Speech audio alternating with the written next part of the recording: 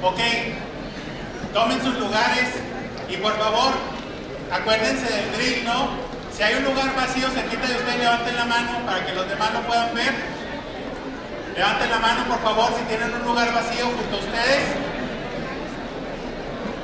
Ok. Bueno, muy bien.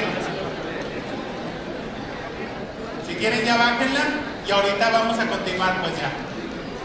Muy bien.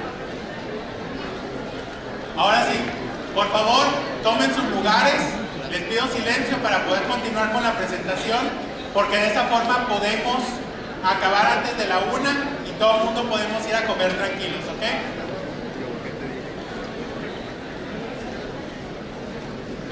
Muy bien.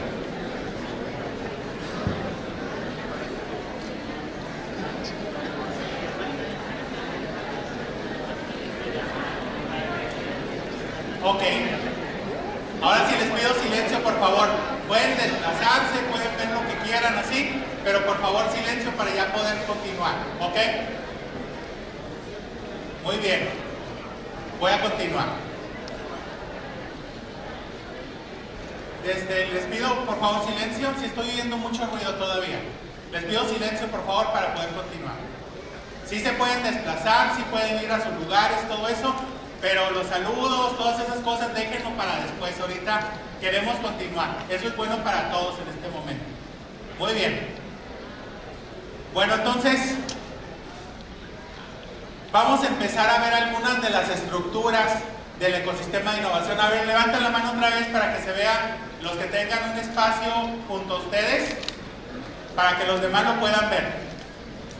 Muy bien. Ok, bueno, vamos a continuar entonces ahora sí. Muchas gracias, bajen la mano. Entonces, vamos a ver primero qué son los inversionistas ángeles. Bueno, pues un inversionista ángel, creo que ya les adelanté, es una persona, un individuo que tiene riqueza personal, que generalmente da dinero para las etapas iniciales del negocio. Entonces, los inversionistas ángeles les dan entre $20,000 y $1 millón a cambio de un muy pequeño porcentaje de las acciones de su empresa. Más o menos son, así como si lo pueden ver, entre el 1 y el 10% de las acciones de su empresa es lo que obtienen los inversionistas ángeles. Ya me di cuenta que se rieron, ya sé por qué se ríen. Porque un inversionista ángel aquí en México, cuando los escucha, de pronto les está pidiendo el 30 o el 40% de las acciones de su empresa por $1 millón. O sea, en realidad es bien poquito lo que les están dando y se quieren quedar con la mitad de su empresa. O peor aún, les dicen, yo te doy dinero, pero toda la propiedad intelectual es mía. O sea, son muchísimas cosas que son muy raras, pero eso es lo que nos está ocurriendo con el capital ángel en muchas ocasiones. Pero técnicamente hablando, en un ecosistema de innovación, en Tel Aviv, en Nueva York, en Austin, en Boston, en Silicon Valley, un inversionista ángel es alguien que les da entre $20,000 y $1 millón a cambio de entre el 1 y el 10% de las acciones de la empresa. ¿Por qué lo hacen? Si yo soy restaurantero, ¿por qué lo haría? Pues lo hago por muchas razones. La primera es diversificar mi portafolio de inversiones. O sea, yo puedo tener bonos, puedo tener inversiones en el banco, puedo tener inversiones en la bolsa de valores y este es uno más. Yo lo que hago es tener una inversión con una empresa y de esa forma yo me aseguro que si esa empresa, por ejemplo, crece, yo tengo el 5% de una muy buena empresa. Si no crece, ese dinero yo lo puedo emplear, o más bien lo puedo deducir de mi negocio formal y pago menos impuestos. Entonces, ese es el inversionista ángel. Ahora, lo que tiene de importante el inversionista ángel es el que les da su primera oportunidad. Es el que creen ustedes sin que le presenten un plan de negocios formal. Nunca les ha tocado ver una cosa que se llama el Lean Canvas, que es una página. Fue hecho para inversionistas ángeles. Esa es la verdad, fue hecho para inversionistas ángeles. Quien les diga que con eso un inversionista de capital de riesgo les va a dar dinero, les está mintiendo, totalmente. Porque un inversionista de capital de riesgo quiere ver algo más de trabajo y otras cosas para que funcione. Entonces, pues ese es un inversionista ángel, ¿no? Y allá donde yo estoy hay por lo menos 1000 personas que son inversionistas ángeles, que han dado dinero a los emprendedores para que puedan tener dinero para su primer año. Y esa es la función principal del inversionista ángel. Ahora viene el superhéroe, ¿no?, de los emprendedores, el inversionista de capital de riesgo. Un inversionista de capital de riesgo en realidad no les está prestando dinero, no es préstamo lo que les está dando, se está arriesgando con ustedes en su empresa. Pero para poder darles dinero, por eso les pide que hagan un buen plan de negocios, hagan una presentación de su empresa como debe de ser. Por eso se los está pidiendo, porque si no, ¿cómo sabe si ustedes tienen todos los riesgos bien administrados para saber si les da o no les da dinero? Entonces, si ellos les dan dinero a ustedes, literalmente se están arriesgando con la empresa, están comprando acciones de la empresa, y si la empresa se cae, ustedes no les tienen que dar nada a cambio, se acabó. Entonces ese es un inversionista de capital de riesgo, y generalmente les pueden dar entre $500,000, o sea, se traslapan el ángel y el inversionista de capital de riesgo, entre $500,000 y $20 millones más o menos. Incluso he oído de super inversionistas de capital de riesgo que dan 25 o 30 millones de dólares a una empresa. Entonces, no hay obligación de repago. Eso es bien importante. No existe ninguna obligación de repago, de ningún tipo. Bueno, ¿qué ventajas tiene? Que pueden conseguir dinero relativamente rápido. Ustedes dan plan de negocios, hacen una presentación y casi inmediatamente pueden conseguir dinero. La desventaja es que sí necesitan hacer un plan de negocios, sí necesitan hacer la presentación, y sí le van a tener que dar acciones de su empresa al inversionista de capital de riesgo. Muchas personas que son latinoamericanos no quieren hacer capital de riesgo porque tienen miedo de que se vayan a quedar con su empresa. ¿Qué creen? No es cierto. No se van a quedar con su empresa. Van a estar en su cuerpo de directores, pero no se van a quedar con su empresa. ¿Ok? Van a estar asesorándolos, porque ellos lo que quieren es que la empresa gane, se haga grande, para que después ellos puedan recuperar su inversión y con un poquitito más de lo que ellos invirtieron para poder ganarle. Entonces es una simbiosis donde tratan de que su empresa sea exitosa para que ellos también puedan ganar. Muy bien. ¿Cómo se forma un grupo de capital de riesgo? Y esto es importante, porque aquí en Guadalajara está el potencial de hacer grupos de capital de riesgo. El problema es que no hay una densidad tan grande de este tipo de cosas. Supongan que 20 de las personas más ricas de aquí de Guadalajara hacen una aportación de $5 millones cada uno. $5 millones. Ya como los he oído, ¿no?, que compran caballos pura sangre y que hacen no sé qué tantas cosas. Eso para ellos no es así de que digan ustedes un super dolor ni nada. $5 millones cada uno lo ponen. Entonces se crea un grupo de capital de riesgo de $100 millones. Entonces el secreto es que ellos no están decidiendo a quién le van a dar dinero. Ellos no escuchan a los emprendedores, solamente hacen la aportación al grupo de capital de riesgo. Como si fuera al banco, hagan de cuenta que lo están depositando al banco. Y ellos contratan un administrador de riesgos, una persona que sí escucha a los emprendedores y que hace su grupo, y ellos son los que deciden cuánto van a solicitarle de acciones al emprendedor y cuánto dinero le van a dar al emprendedor a cambio. Entonces, esas son las claves importantes. 1, ellos no deciden a quién le van a dar dinero. 2, contratan a una persona que es el administrador de riesgo. Y 3, el administrador de riesgo tiene un tiempo para poder dar este dinero, estos $100 millones. Entonces, escucha a los emprendedores y ya es el que decide: a ti te doy $3 millones a cambio del 25% de las acciones de tu empresa. A ti te doy $2 millones a cambio del 20% de las acciones de tu empresa. Y entonces también ayuda a que las empresas crezcan lo más que se pueda, los asesoran. Los mismos miembros del grupo de capital de riesgo a veces están como directores de la empresa tratando de sacarla adelante. Puede ser que, por ejemplo, un analista financiero con mucha experiencia esté dentro del startup para poder que puedan, perdón que lo dije así, bueno, para que puedan conseguir fondos suficientes y mantenerlos, o un plan de mercadotecnia adecuado, o que tenga desarrollo de nuevos productos adecuados. Hay muchísimas personas con distintos talentos que ayudan en esto a las nuevas empresas. ¿Ok? ¿Cómo ganan los inversionistas de capital de riesgo?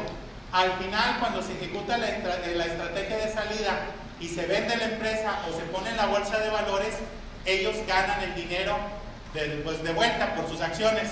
Vamos suponiendo, una persona que invirtió en Facebook y que tenía el 20% de las acciones de Facebook, que sí existió un Venture Capital Group.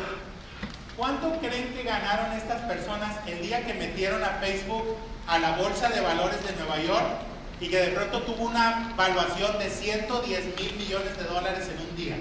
¿Cuánto creen que ganaron si ellos eran dueños del 20% de Facebook? Como 20 y tantos mil millones de dólares ganaron en un día. ¿Ok? Y ellos habían puesto originalmente 3 o 4 millones de dólares.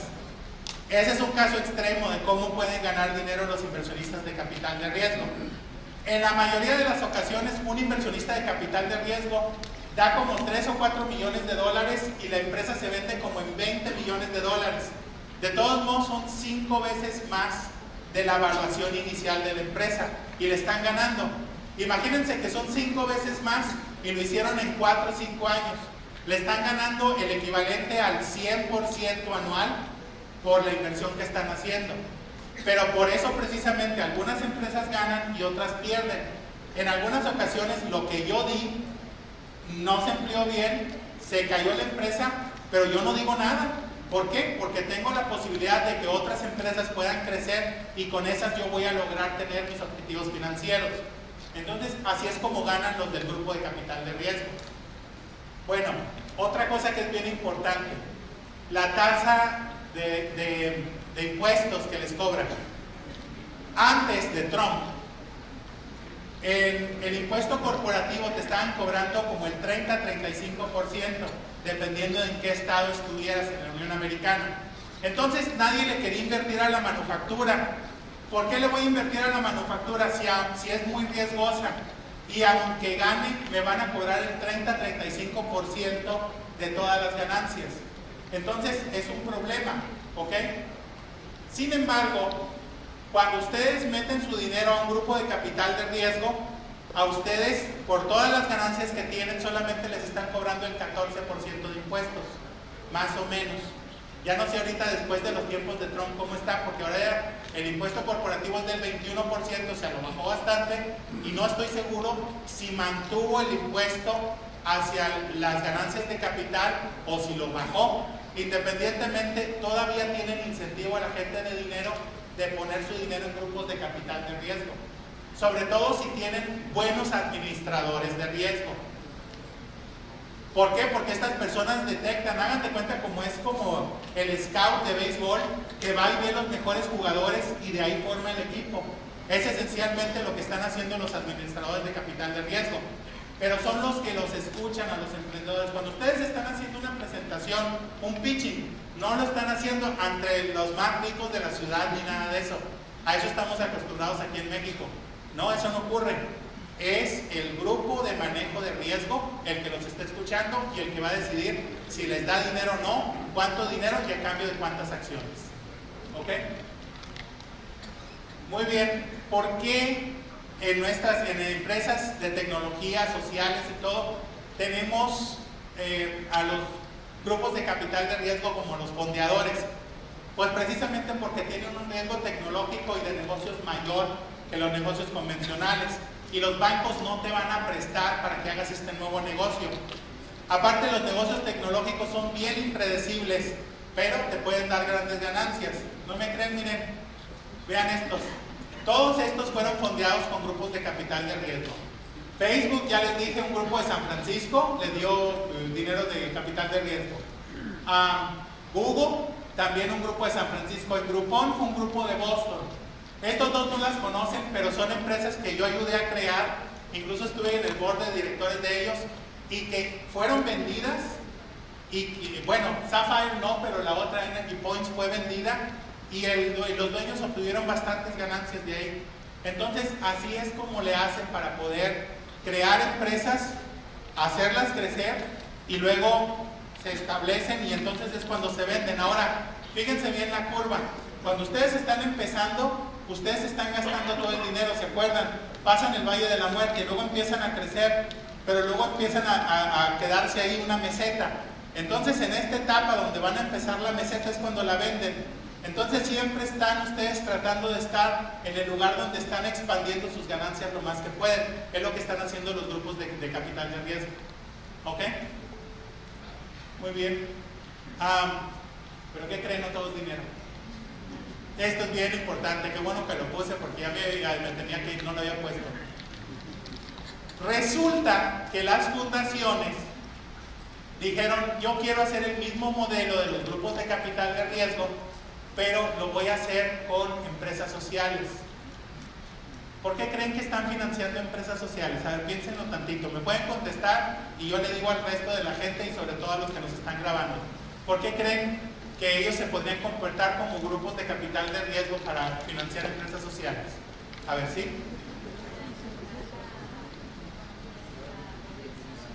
Para disminuir la pobreza, para impactar la economía, para tener el mayor impacto. ¿Qué más? Porque de ahí ¿Qué fue el país? de ahí surgen proyectos que luego hacen empresas, o sea, son necesidades que cubren y generan empresas. Son necesidades que no están cubriendo el sector así, hagan de cuenta, pues de ganancias, ¿no? Son necesidades que son bien importantes, hacer empresas que cubran cierto tipo de necesidades. ¿Qué más tenemos? Se pueden deducir de impuestos, eso es cierto. Si yo estoy en una fundación y yo le doy a fondo perdido total a un emprendedor social este apoyo, eso yo lo puedo deducir de impuestos. ¿Qué más? Prestigio social, muy buena, prestigio social. Fíjense bien, eso que acabas de decir es fundamental, porque si yo soy una persona con dinero o una fundación y de pronto me vienen a pedir, supongan que me vienen a pedir los Boy Scouts, ¿no? Para ir al Jamboree, me están pidiendo dinero para que los apoye, ¿no? Pero son los Boy Scouts de las familias más ricas de aquí de Jalisco. Y me están pidiendo dinero para ir al Jamboree, a no sé dónde, en Houston y no sé qué. Y yo les doy $50,000 para que tengan aviones y se vayan y todo. Muy bien. Pregunta, ¿cuál es el rendimiento social que obtuve de darle a estos Boy Scouts de familias ricas, pagarles su viaje al Jamboree allá en Houston? ¿Qué rendimiento social tuve? Nada. Está bien bonita la foto, incluso la tengo en mi oficina y todo eso, pero en realidad le sustituí el gasto a padres ricos. No tengo nada social, porque en realidad nomás me saqué la foto, a veces quedé bien con los padres que eran proveedores o mis clientes o lo que sea, pero eso es todo lo que hice, no tuve impacto social. Supongan que di $50,000. Ahora, vean esta, doy $50,000, pero esta vez con esto le vamos a dar agua potable a 2,000 familias en las zonas serranas. 2,000 familias, agua potable total. Ya no tienen que comprar de garrafones, ya no tienen que comprar de nada de eso. ¿Qué impacto social tengo con esos $50,000? Pues muy alto. Tengo mayor impacto social que el de mandarlos al Jamboree o comprarles uniformes de béisbol a niños ricos. Entonces, es por eso que lo que empezaron a hacer los grupos de filantropía, o sea, las fundaciones, es empezar a ver cómo le hago para el mismo modelo de Venture Capital. Lo hago, pero ahora para impacto social. Entonces, así nacieron los Venture Philanthropies. Entonces, los Venture Philanthropies están buscando el mayor rendimiento social posible. ¿Ok? Y pues, esa es una ventaja bastante grande. Bueno, algo que es importante es que la equidad social es lo más fundamental que tienen los grupos de filántropos de riesgo. Porque si nomás nos fuéramos con grupos de capital de riesgo, tendríamos dos mundos. Tendríamos los mundos de los que tienen, de aquí hagan de cuenta este cuadrito de aquí, serían el mundo de los que tienen su startup, los que tienen dinero, los que están generando y todo, hagan de cuenta bienestar social. Y luego tendríamos el mundo de todos los demás. Si yo no fui a la universidad, entonces ahora me dedico a, no sé, ser repartidor, o me dedico a ser jornalero, o me dedico a hacer otra cosa. Entonces tengo una polarización muy fuerte entre los dos mundos. En los mundos de los que tienen riqueza y que tienen educación, y los que no la tienen. Entonces el mundo de Filántropos de Riesgo es precisamente para apoyar a este tipo de empresas y entonces combatir la pobreza, proteger la salud y hacer cosas que se supone que tienen que hacer las fundaciones, porque es el mandato que tienen. ¿De dónde surgen las fundaciones? Pues de gente con dinero que decide crear las fundaciones. Al principio lo hacían para no pagar impuestos, pero después se mueren y queda la fundación, y queda por décadas y décadas, y sigue la fundación haciendo labor. Por ejemplo, ahorita existe la Fundación Ford, de Henry Ford. Henry Ford lleva muerto desde finales de la Segunda Guerra Mundial. ¿Ok? La Fundación Carnegie. Para los que no conocen a Andrew Carnegie, era el de los aceros, el que hizo toda la infraestructura de Estados Unidos. Y en un tiempo llegó a ser el hombre más rico del mundo. Era como si mezclaran a Bill Gates, Mark Zuckerberg y Warren Buffett en una sola persona, y agregando las tres fortunas. Así. Bueno, se muere Carnegie y se queda la Fundación Carnegie, y ahorita todavía da dinero, y ahorita todavía está en el combate a la pobreza, ahorita está todavía por salud pública, ahorita está por agua limpia, por todas esas cosas, todavía se encuentra ahí. Entonces, muchos de los modelos de negocios que ustedes traen o que podrían tener en el programa podrían ser fondeados por Filántropos de Riesgo. Si yo le voy a dar agua limpia a las escuelas, si yo voy a ayudar a, por ejemplo, combatir la diabetes, si voy a ayudar a hacer ciertas cosas y necesito dinero, puedo ir a los Filántropos de Riesgo, y a lo mejor me dan dinero porque tiene un muy alto impacto. Bueno, generalmente los venture philanthropies, o sea, los grupos de los filántropos de riesgo, se comportan como un grupo de capital de riesgo, excepto que jamás va a haber estrategia de salida, sino que si te dan dinero, si te dan un apoyo, en lugar de andar ellos viendo cuál va a ser el rendimiento económico, están tratando de obtener rendimiento social. Entonces se van con cámaras y con gente siguiéndote a las comunidades, o donde estás armando tu prototipo y todo eso, se van a ver porque lo ponen en sus redes sociales, lo ponen en todo lo que tenga que ver el electrónico de ellos. Entonces, así es como ellos obtienen ganancias, ¿no? Pero son ganancias sociales. Está el crowdsourcing, el crowdsourcing, que es cuando juntas a mucha gente que hace trabajo sin cobrar, o el crowdfunding, que es cuando tú puedes conseguir dinero estableciendo cuál es tu proyecto, lo pones en la red y le pides dinero a la gente. Incluso aquí en México sí hay sitios de crowdfunding, perdón. Está Fondeadora, creo, por ejemplo. No me acuerdo si Kickstarter ahorita está en México, pero tenía entendido que querían estar en México ya. Entonces hay varios grupos que están logrando precisamente que esté crowdfunding aquí, pero no es como en Estados Unidos. En Estados Unidos, por ejemplo, dos fulanitos hicieron un video bien chistoso porque se querían ir de viaje a Cancún, y ponen ahí su video y todo eso, y bien chistoso, y ellos querían $8,000 para poder irse de viaje a Cancún, de parranda a Cancún, y juntan $18,000. Entonces hicieron un video para solicitar el dinero, y un video más chido donde estaban en Cancún y todo eso, para agradecerles a todos los que lo habían fondeado. Nos reímos, pero al mismo tiempo decimos que pide, que a todo dar, ¿no? Y eso es precisamente lo que se logra con crowdfunding. Ahora, el crowdfunding puede sustituir al inversionista ángel, pero tiene la característica de que ustedes no le tienen que dar nada de acciones. Generalmente solamente es como pasar el sombrero de forma virtual. Sí les cobran los sitios de crowdfunding, les cobran un porcentaje de lo que ustedes juntan, pero técnicamente hablando es una forma muy barata de conseguir dinero. Bueno, ese es un área de oportunidad muy fuerte. ¿Sabían ustedes el nivel de producción y postproducción que se tiene que hacer para un video que salga en crowdfunding? ¿Pues qué creen? En Estados Unidos, pues no, sacan el teléfono y ahí andan bailando y todo, y dame dinero para ir a Cancún. ¿Qué pasaría si hubiera una startup, y eso es como una idea que les voy a poner ahí un Inception para el que la quiera tomar, de que tomaran y quisieran postproducción más profesional aquí en México para cualquiera que quisiera hacer crowdfunding en Estados Unidos o en Europa? ¿Por qué no? Lo hacen más profesional, lo hacen a muy buen precio y pueden tener una parte de lo que están consiguiendo de crowdfunding. Pero ya me estoy yendo hasta la cocina, ¿no? Nomás era para que vieran que sí se puede. Muy bien. Luego están las cooperativas. Estas son asociaciones de personas u organizaciones que se juntan para un bien común. Puede haber, por ejemplo, cooperativas pesqueras, hay cooperativas agrícolas, pero también puede haber cooperativas de innovación. Hagan de cuenta que si yo junto a 25 o 30 personas para poder crear una empresa, no van a estar cobrando al principio, sino van a ser socios de la cooperativa, y cuando empiece a haber ganancias, empezamos a repartir. Eso es una cooperativa, ¿ok?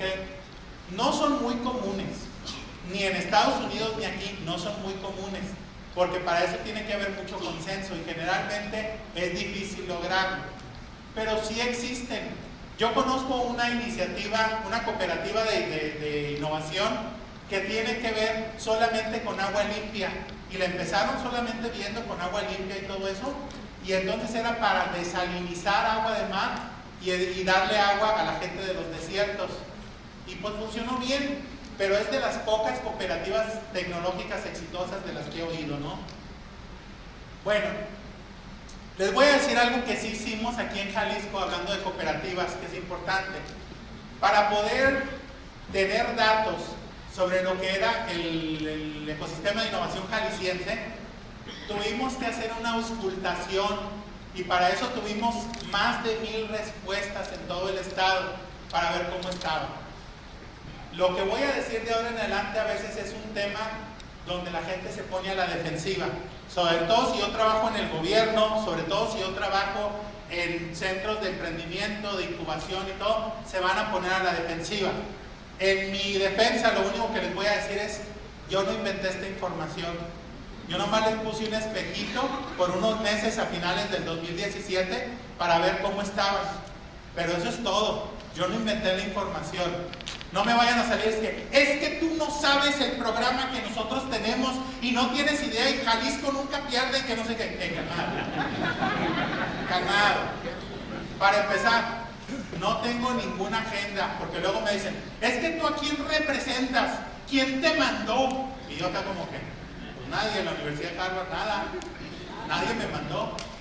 Entonces el punto que les quiero decir es, de ahora en adelante, cuando veamos lo de la encuesta, no tiene absolutamente nada que ver, no hay agenda, no hay partidos políticos, no hay que la UDG quiere golpear a otras instituciones, el gobierno, o el gobierno a la UDG, o Harvard a todos los demás, nada, no hay nada, no existe nada, el complot no existe, no hay nada, es simple y sencillamente una labor que nosotros hicimos para ver cómo estaban las labores de lo que eran los marcos de innovación, educativos y financieros en Jalisco, para ver cómo estaba el ecosistema de innovación. Bueno, entonces nosotros lo empezamos, hicimos una auscultación de más de 1000 personas aquí en Jalisco, ¿ok? Y lo estamos haciendo nosotros en la Escuela de Salud Pública porque descubrimos que hay una relación entre sustentabilidad y innovación.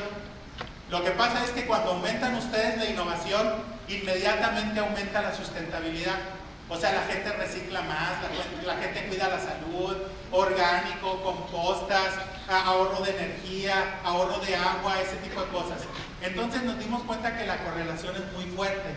Por eso gente de la Escuela de Salud Pública de Harvard está tratando de desarrollar o fortalecer ecosistemas de innovación, porque de esa forma estamos cumpliendo nuestro mandato, que es proteger la salud y el bienestar del planeta en todo lugar y en todo momento. Eso es lo que nosotros hacemos. Pero esta es una de las vías. Hagan de cuenta que sería el equivalente como vacunación, excepto que no es vacunación, es otra cosa, pero igual salva vidas, igual están ayudando al planeta, y eso es lo que nosotros detectamos, por eso lo estamos haciendo. Bueno, en el ecosistema de innovación de Jalisco nosotros vimos distintos factores, desde lo que era propiedad intelectual, lo que era el índice de sostenibilidad. Estos son los dos índices principales, el del ecosistema de innovación y el de sustentabilidad, pero vemos también los subíndices de propiedad intelectual, de marcos financieros, de disponibilidad de inversionistas. Miren esta que había salido, miren, vean nomás. O sea, casi no hay disponibilidad de inversionistas, ¿no? Bueno, registro de inversionistas, o sea, que haya leyes para los inversionistas, salió peor incluso. Los apoyos del gobierno salieron más o menos bien, las universidades, no manches, esta sí salió casi normal, está todo esta salió bien bonita, ahí sí les puedo decir que salió bien bonita. Las incubadoras y todo, pero el chiste es que estamos viendo distintos aspectos del ecosistema de innovación, por lo cual los números que les voy a presentar son los generales, pero nos podemos ir a los particulares, los números, los datos, y si alguien nos quiere analizar, porque son investigadores aquí, son bienvenidos a hacerlo. Por ejemplo, yo tengo una idea, porque me estaban diciendo, hay una correlación muy fuerte entre sustentabilidad e innovación, y luego me decía mi jefe, pues sí, pero la misma persona que contestó la encuesta, pues te contestó de sustentabilidad e innovación, y por eso está la correlación. Muy bien, lo que hice fue, empecé a separar por renglones, todos los nones los puse juntos, todos los pares los puse juntos. En uno les calculé los índices de innovación y en el otro los de sustentabilidad, y luego hice la correlación si eran de la misma ciudad o de la misma región, y me doy cuenta que se mantuvo. Bueno, tengo 70 ciudades o 70 regiones del mundo que necesitan ese análisis. Si alguien nos quiere ayudar, pues mucho gusto. Ya ven el comercialote en el bola y dice que no, bueno. Pero es un buen estudio científico para alguien que lo quisiera hacer, ¿no? Bueno, ¿dónde lo hemos hecho? Aquí en Norteamérica. Pues miren, todas las estrellas verdes son lugares donde los hemos hecho, donde ya lo hicimos. Por ejemplo, en México ya ven cómo se nutrió, ¿no?, de estrellas verdes bastante. Pero ¿por qué lo estamos haciendo en todos lados? Porque precisamente nos hemos dado cuenta que el formar o el fortalecer ecosistemas de innovación en América Latina tiene un rendimiento más fuerte para nosotros. Ahí en Sonora, por ejemplo, acabamos de hacer este proceso por el que están ya pasando ustedes, y se formaron 91 empresas. Si yo fuera una incubadora o una aceleradora, sería una de las incubadoras o aceleradoras con más éxito en México, porque hay 91 empresas creadas, y ahora lo que estamos haciendo es tratar de fondearlas, ¿ok? Y fondearlas bien. Pero ahora, pues les toca a ustedes, aquí están, miren. Y pues es lo que estamos tratando de ver. Bueno, ¿qué aprendimos cuando hicimos ecosistemas de innovación? ¿A poco creen ustedes que no se trató de hacer antes? Pues sí se trató, el problema es que fallamos. Pero les voy a decir por qué fallamos. Fue una gloriosa falla, hagan de cuenta, así como cuando ven en las películas, ¿no?, de que se sacrificó por todos los demás, pero todos se salvaron, así estuvo de buena. Bueno, al principio tratamos de educar al liderazgo de las ciudades acerca de lo que eran los ecosistemas de innovación, los planes de negocio, lo de fondeo, inversionistas ángeles y todo eso. Entonces nos iban a ver secretarios de Estado, presidentes, gobernadores, alcaldes,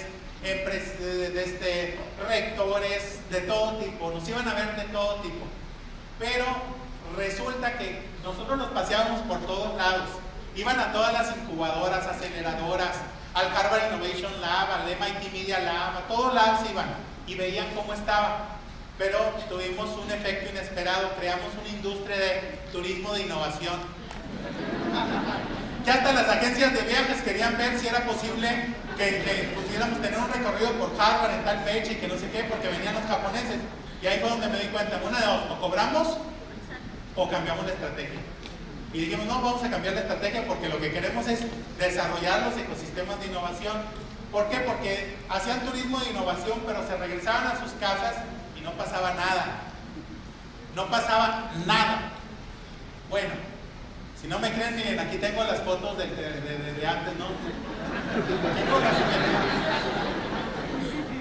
No, yo andaba así como que, no, aquí ya se van a formar ecosistemas de innovación en México, ya fregamos y todo. Y pues, les voy a decir lo que pasó.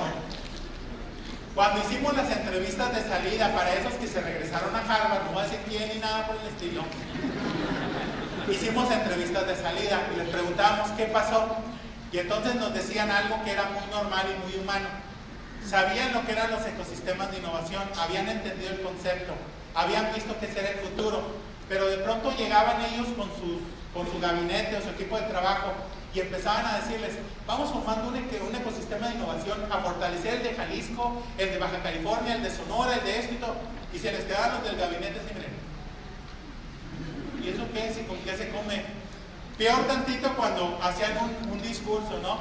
Decían que se ponían en el podio y andaban, compañeros, vamos a desarrollar el ecosistema de innovación de Jalisco y vamos a ser la primera potencia en innovación en Latinoamérica en 10 años. Y todo el mundo.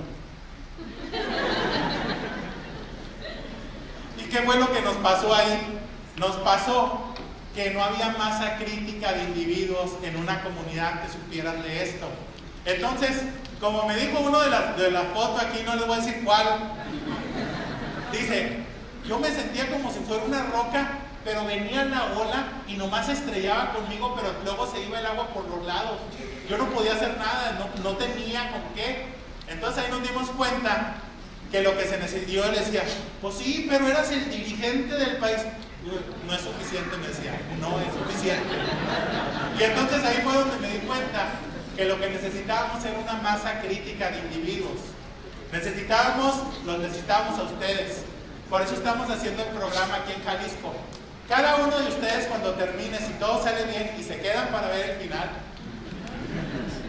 van a saber cómo hacer planes de negocio a nivel internacional, cómo comunicarse con los inversionistas, los que son investigadores, cómo vincularse bien con el sector productivo.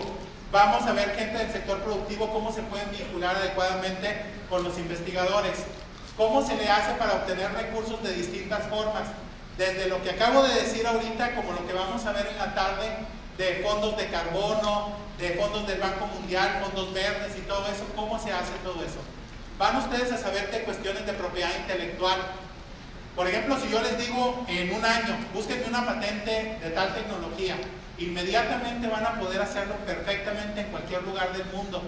No solamente eso, si ustedes quieren hacerse líderes tecnológicos, van a poder buscar todas las patentes relacionadas con algo relacionado, que tenga que ver con esa tecnología, y van a ustedes a leer todo, a hacerse buenos técnicos en eso y luego dar el saltito y ser mejores de lo que está ahorita en el mundo. Van a decir ustedes, ¿cómo es optimista usted? No, ya lo he hecho 8 veces esto, ya sabemos que funciona, y pocas veces me he encontrado con una comunidad que tenga un nivel de educación y un nivel de innovación que se desborda, un talento que se desborda tanto como el de ustedes. Ahorita van a ver las fotos. A ver, levanten la mano quien ha trabajado conmigo aquí. ¿Quién ha trabajado conmigo aquí? David, allá está. ¿Quién más está? Acá. Han ido a Boston y me han visto allá en Boston. ¿Por qué? Porque por alguna razón, no es que no haya los sistemas aquí ni nada, pero tuvieron que ir allá para ver cómo le iban a hacer para poder conseguir dinero y para poder fondear sus sistemas de forma adecuada. Y todavía estamos en el proceso para algunos de ustedes. ¿Ok? Bueno, se devolvían y no pasaba nada, ¿no? Mucha desviación para decir eso nomás. Bueno, ya que identificamos que el problema era la masa crítica de conocimiento, lo que empezamos a hacer fue entrenar entre 200 y 300 personas de la comunidad que supieran todo lo que les estaba diciendo, cómo hacer planes de negocios, qué era un ecosistema de innovación, cómo se hace un coworking space, cómo se administra, qué es una incubadora, qué es una aceleradora, cómo funciona, cuáles son sus funciones, cómo se administra, cómo se hace, todo eso. ¿Pero por qué? Porque entonces, si tenemos una masa crítica de individuos en una comunidad, resulta que empiezan a reestructurar todas las funciones dentro de la comunidad hasta que de pronto se convierten en un buen ecosistema de innovación, algo que funciona para todos. Y ahí es donde les digo, cualquier persona en la comunidad puede tener fondos suficientes para poder llevar a cabo su idea, porque toda la comunidad se los está permitiendo. Ese es el objetivo de este programa. Ahora les voy a decir lo que sí me ocurrió en México. Ok, en Europa, que son las fotos que están viendo aquí, En Europa, nosotros invitábamos a 500 personas, esperando que estuvieran 200 o 300 personas que se quedaran para el programa, en una ciudad o en un estado. Y sí, así era más o menos el ritmo. Invitábamos 500 y ¿me está levantando la mano? No, no es para mí. Invitábamos 500 y se quedaban 200 o 300, así un promedio, ¿no? En distintos países. Muy bien. Y era suficiente para desarrollar una masa crítica. ¿Ok? Bueno, en México, cuando empezamos en Sonora, hicimos lo mismo que en Europa. Invitamos a 500 esperando que se quedaran entre 200 y 300. Y lo que pasó fue que se quedaron los 500 y nos trajeron a 2 amigos. Y acabamos con 1500 personas en el programa de Sonora. Eso estuvo re bueno, ¿no? Pero hagan de cuenta cuando me tocó ver un auditorio así como este, donde no cabía ni un alfiler, la verdad, se asusta uno. Sí se asusta, pero luego al rato ya después empiezas a agarrar confianza y luego empiezas a ver cómo le haces para que los distintos actores dentro de la comunidad empiecen a trabajar juntos y poco a poco empiezan a reestructurar el sistema y sin querer queriendo de pronto ya todo el mundo habla el mismo lenguaje. Ya de pronto empiezan a decir, fíjate que estoy buscando Capital Ángel y no sé qué. Ah, don fulanito de tal está buscando, porque tiene algo de dinerito para esto, está buscando a quién darle. Y como ya hicimos las asociaciones civiles de innovación, creo que ya está listo para que te pueda dar dinero. Y entonces toda la gente se queda así como que los de fuera, ¿no? Pero están hablando y son 2 personas que estuvieron en el programa de educación, pero no tenían antes nada que ver uno con el otro. Pero de pronto empiezan a trabajar juntos. O por ejemplo, los empresarios, cuando empezamos las vinculaciones en Sonora, eran los rudos contra los técnicos. Así se veían y así se trataban. Ya nomás decían las historias de terror, hagan de cuenta la Comisión de la Verdad de la vinculación. Eran, yo que soy investigador, cada vez que me vinculo con el sector productivo se quieren comportar como el patrón porque ellos me consiguieron el dinero, eso es lo que dicen, me quieren decir qué hacer con esto y que no sé qué y todo. Ya empiezan, sacan su violín, empiezan a llorar, todo eso así bien chido. Muy bien. Luego le toca el turno a los empresarios. Mira, doctor, de eso que acaban de decir, puede que haya algo de verdad. ¿Qué me acaban de decir? Es verdad. Puede que haya algo de verdad. Pero no se vale que conseguimos dinero y lo único que quieren hacer es papers científicos para poder avanzar en el SNI. No tiene nada que ver con el proyecto. Nomás quieren ver qué onda con sus laboratorios y estas cosas para poder estar en el Sistema Nacional de Investigadores y todo. Y ahora estos sacan, en vez de que sea el violincito y todo, me sacan la flauta, así donde están ellos ahí diciendo su triste historia y todo. Entonces, ¿qué es lo que pasa? Que ambos tienen razón, pero el problema no son los individuos, es el sistema. Por eso les estaba diciendo de broma lo de las convocatorias, de que se abren el viernes y que se cierran el lunes en la mañana. ¿Por qué lo hacen? Quién sabe, pero ya lo vimos varias veces. ¿Por qué lo hacen? No sé, no voy a decir, pero ya lo vimos. Entonces eso genera un clima de, no sé cómo lo voy a decir así, de hipersensibilidad. Sale una convocatoria, inmediatamente está viendo el productor cómo le hace para estar con el investigador y ya ver cómo le hacen para bajarle dinero al gobierno y tenemos una semana para bajarle dinero al gobierno. Y luego mandamos nuestra convocatoria y allá andan todos desesperados como chihuahuas esperando que les den de comer y a ver cómo están y la fregaron. Y entonces ya después les dan algo o por lo menos les dan algo y entonces ya el otro dice, hey, yo te ayudé a conseguir el dinero. Entonces conseguimos 1.200.000. Unos 300,000 son para Miguelito y vamos a ver qué hacemos con esto. Tú tienes esto y hazme todo esto. Y te hablan cada 5 minutos para ver cómo va la investigación. Y del otro lado el otro dice, ya conseguí dinero. No, pues ahora sí vamos a comprar este equipo, vamos a hacer esto y voy a escribir papers. Pongo a todos los estudiantes graduados para que hagan el trabajo y vamos que lidien con estos empresarios y todo. Y yo voy a escribir papers. A ver si ya me hago SNI 3, publico en Science y me va súper bien. Oigan, todo esto lo detectó el diagnóstico.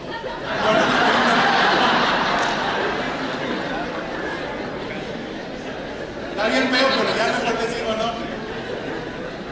Bueno, aquí lo que hacemos es entrenar a la gente para que sepan hacer muchísimas cosas. las técnicas de innovación, las técnicas de cómo operar un ecosistema de forma efectiva, las técnicas de vinculación efectiva, las técnicas para reducir costos, mejorar la eficiencia operativa y estimar cambios de la huella del ambiente. Y es donde en Harvard, hagan de cuenta, las tecnologías sustentables para el combate a la contaminación, para prepararse ante el cambio climático, el combate a la pobreza. Eso es lo que se gana en la comunidad.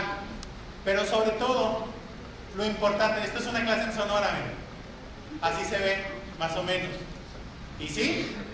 Así cuando yo muestre la foto de aquí también todo el mundo va a decir, ah, canijo, pues sí, es lo mismo. Ok, pero así se ve una clase en Sonora. Bueno, en Sonora teníamos 1500 personas, no todos terminaron, voy aclarando. Sí hubo mucha gente que se fue descontando sola, pero ya vimos qué funciona y qué no funciona. Y nos dimos cuenta que lo que no funciona es entrenarlos. Y luego decirles, con tus superpoderes ahora al final me vas a hacer un plan de negocios o una vinculación y tienes 2 meses para hacerlo. Pues no, no es así. Entonces, ¿qué hacemos ahora? Pequeños ejercicios para que vayan haciendo las cosas. Entonces las hacen y no se dan cuenta y cuando menos lo piensen ya agregan todo y ya lo tienen. Eso nos dimos cuenta. Vamos a probarlo aquí. A ver, de los 1013 me dijeron, pero más los que se agreguen porque se están agregando personas. A ver cuántos quedan al final. Si nos quedan 500, no, ya es un super logro. Si quedan 300, para mí es más que suficiente. Así que la tasa de mortandad, que no sea más del 66%.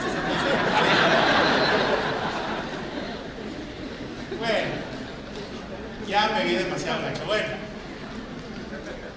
algo que les voy a pedir para poder que se certifiquen, porque sí les vamos a dar un certificado de Harvard, es lo siguiente. Les vamos a pedir que busquen a los 10 sectores más importantes de la economía, gente de los 10 sectores más importantes. En el diagnóstico vienen cuáles son los 10 sectores. Vamos a tratar de crear clústeres o grupos que tengan que ver con eso. Por ejemplo, ahorita ya estábamos hablando de agricultura, ¿ok? Ese es un clúster. Yo lo sé, ya he estado en los Altos de Jalisco y todo. Puede ser también un clúster de manufactura electrónica, de servicios financieros. Puede ser un clúster que tenga que ver con el comercio. Un clúster, no sé, vamos a verlo porque ahí está en el diagnóstico. Pero entonces lo que empezamos a hacer es, nos juntamos y tratamos de hacer vinculaciones con ellos. Ya sea para entender sus problemas. Algo que hicimos en Sonora es, hicimos reuniones con gentes de esos sectores y nos decían cuáles eran sus problemas. Muchos de esos problemas los comparten ustedes aquí.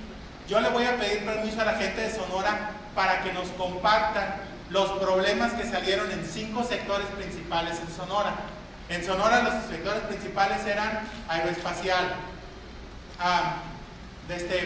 automotriz, turismo, agroalimentario y me está faltando uno, déjenme acordarme. Minería, gracias. ¿Cómo lo? Es que ya lo vio, ya vio la página. Eso, gracias. Minería, así es. Fueron 5 sectores y ellos nos dijeron cuáles eran sus problemas. Algunos de esos problemas son muy comunes aquí, los pueden ver, pero también tenemos que empezar a reunirnos con estos sectores y empezar a preguntarles dónde les duele. Les voy a decir cuál es la importancia de esto. Por ejemplo, ¿por qué les pregunté de los calentadores eléctricos? Calentadores solares.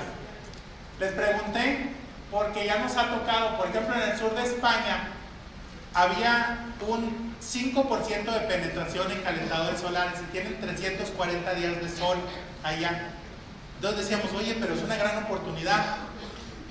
Pero cada vez que íbamos con hoteleros, con restauranteros, con gente de industria y todo, como que le tenían miedo a entrarle a esto, porque decían, si le entro, ¿cómo no sé que me voy a quedar sin agua caliente? ¿O cómo no sé si va a funcionar o no va a funcionar?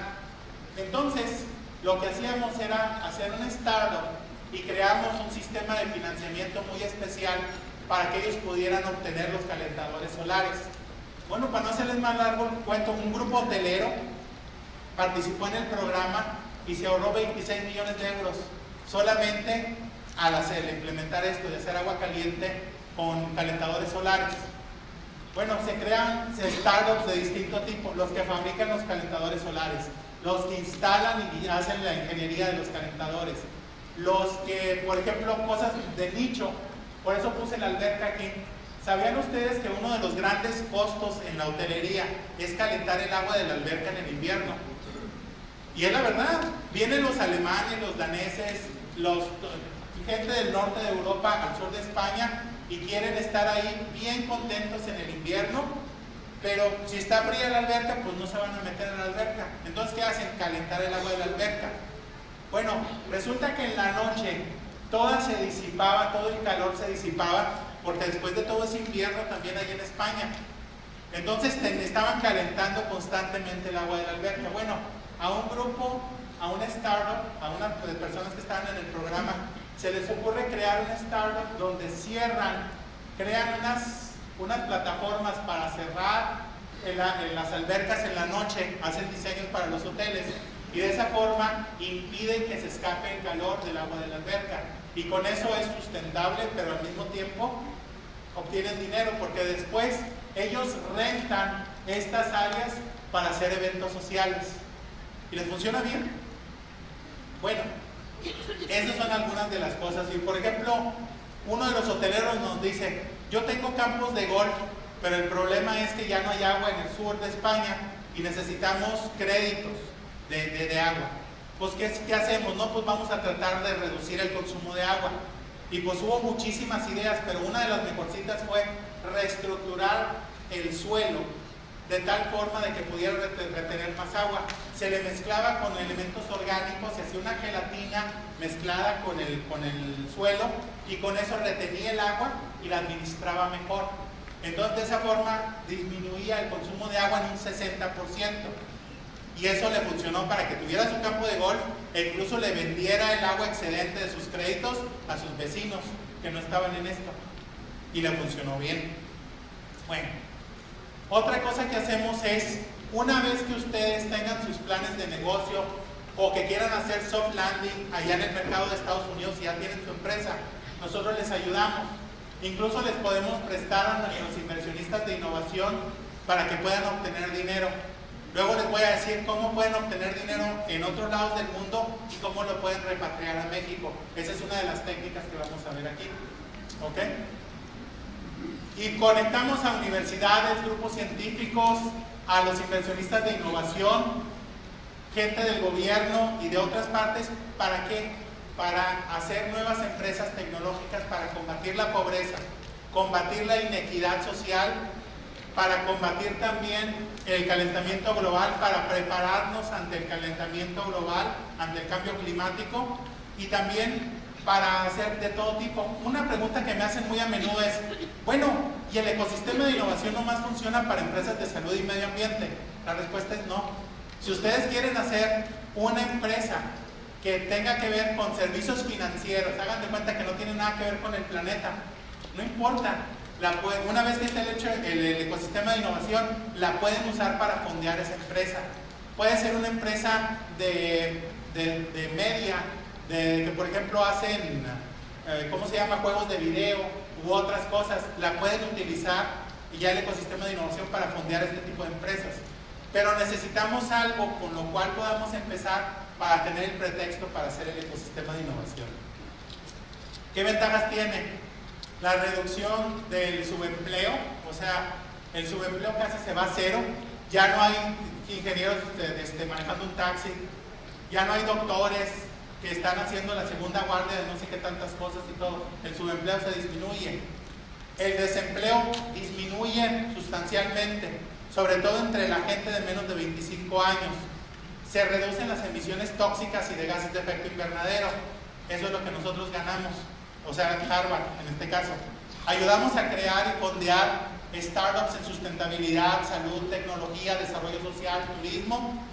Y luego se crean las condiciones para que de ahora en adelante cualquier emprendedor de aquí de la región pueda conseguir fondos suficientes para poder llevar a cabo su empresa. Y eso es esencialmente lo que estamos haciendo aquí. Bueno, así como moraleja o como conclusión, es que se necesita de todos y necesitamos una masa crítica para poder hacerlo. ¿Ok? Y pues este es mi programa. Ahora, quisieran ver si podemos, como tenemos poquito tiempo antes de la 1, me gustaría ver si tienen alguna pregunta. y podemos verlas aquí. ¿Hay algún otro micrófono inalámbrico que no sea el que yo traigo aquí? ¿Preguntas? A ver, si quieren digan la pregunta y yo la repito para las cámaras. ¿Preguntas? Como que los dejé lampareados entonces. A ver.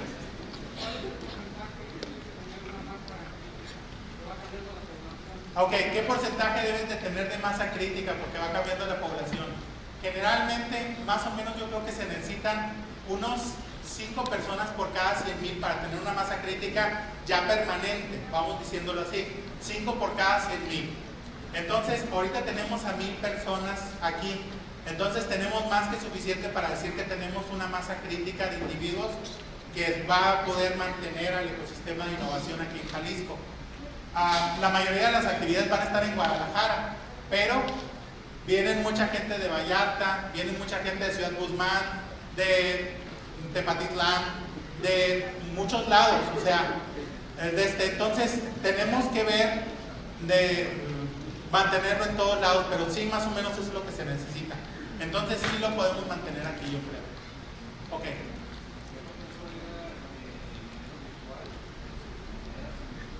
Ay, buena pregunta.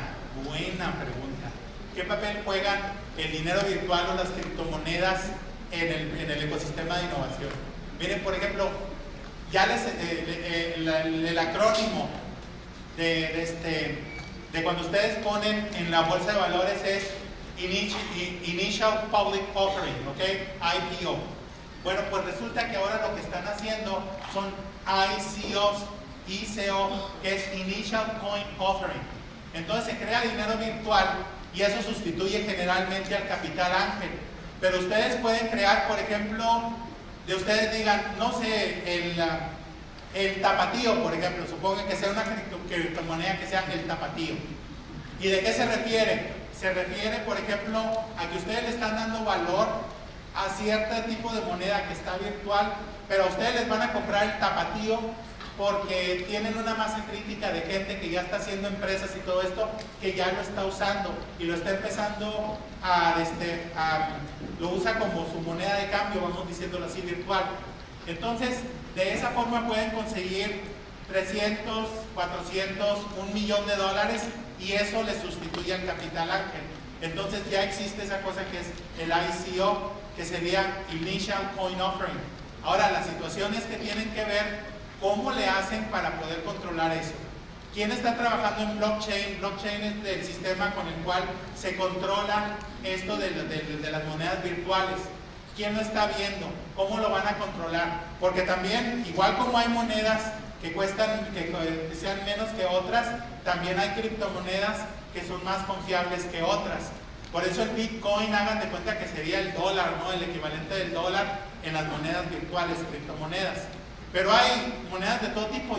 Yo conozco gente del MIT que crearon sus criptomonedas solamente para poder financiar algunos de sus proyectos. Y les funcionó. Pero ahora vamos a ver cómo podemos repetir el proceso aquí. Y sobre todo, esos que ya lo hicieron, que puedan compartir sus mejores prácticas de cómo lo hicieron para ver si podemos hacer criptomonedas aquí localmente. Buena pregunta, muy buena pregunta.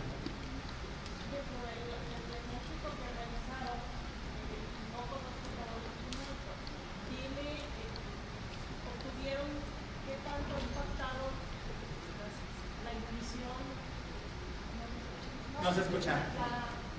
La innovación en la sociedad directamente, la inclusión social, ¿qué tanto en el ecosistema actual? Miren, voy a decir, a ver, va otro micrófono, pero si no funciona yo ahorita lo repito. Sí, ahora sí funciona. Dentro del diagnóstico se midió o hay indicadores que nos hayan medido la inclusión. ¿Cómo la innovación ha incluido a la sociedad, ha impactado en la sociedad? Tenemos uno que no es exactamente eso, pero que se parece mucho, que es ver qué tanto se apoyan a las empresas sociales y sustentables dentro de la comunidad. Y eso tiene que ver precisamente con todos los demás factores. No tenemos uno de inclusión social, por ejemplo. Se podría incluir en el futuro, pero no se tiene ahorita. Pero este es un proxy muy bueno, porque si la comunidad tiene un muy alto nivel de edad, Por ejemplo, les voy a decir un ecosistema de innovación que está increíble en eso, Harvard Connecticut. ¿Por qué? Porque ahí están todas las aseguradoras, todas las fundaciones, todo eso. Entonces ellos tienen una situación donde todos están dando dinero para cuestiones sociales, ambientales, o sea, no comerciales. Porque como su negocio son los seguros, están hartos de eso, de hacer dinero ahí. Entonces, ¿qué hacen? Están ayudando a los emprendedores sociales. Bueno, tiene un muy alto nivel de correlación la inclusión social con esto que es apoyar a las startups sociales y medioambientales. Entonces, la respuesta es no lo tenemos, pero hay un proxy que puede en un momento dado utilizarse para ver esto. Se puede ir trabajando en eso. Incluso, si ustedes después ven esta herramienta de diagnóstico y dicen, yo quiero que incluyas esta pregunta en el siguiente, se vale. Se vale. Ok, ¿alguien más? Acá. ¿Me esperas un poquitito nomás aquí el micrófono?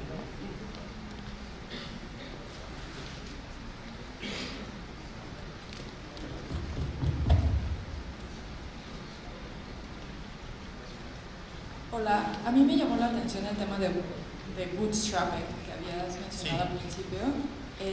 Te comento porque tengo relación como por ejemplo con 2 emprendedores de biotecnología que han hecho ese modelo, ¿no? De poco a poco, y que de hecho hablan así como, es que me ha funcionado, y hablan mucho de, tú también lo tienes que hacer de esta manera. Y me llamó la atención de decir, ¿hay algún estudio o algo que me diga, oye, en ciertos niveles, incluso en biotecnología, necesitas de esta inversión de fuera para poder hacer un crecimiento exponencial? Lo que pasa es que acuérdate que todas las tecnologías son diferentes, por eso les puse el caso del panel solar. Si yo pongo un panel solar así chiquito y trato de vender esa energía para comprar otro panel solar, ahí me vas a ver 1000 años y todavía no voy a poder hacer una super granja. En el caso de la biología es un poco diferente, porque técnicamente hablando estoy utilizando el metabolismo y los organismos para poder hacer crecer más. Si yo por ejemplo tengo una granjita de microalgas y produzco 1 kilogramo de astaxantina, que es uno de los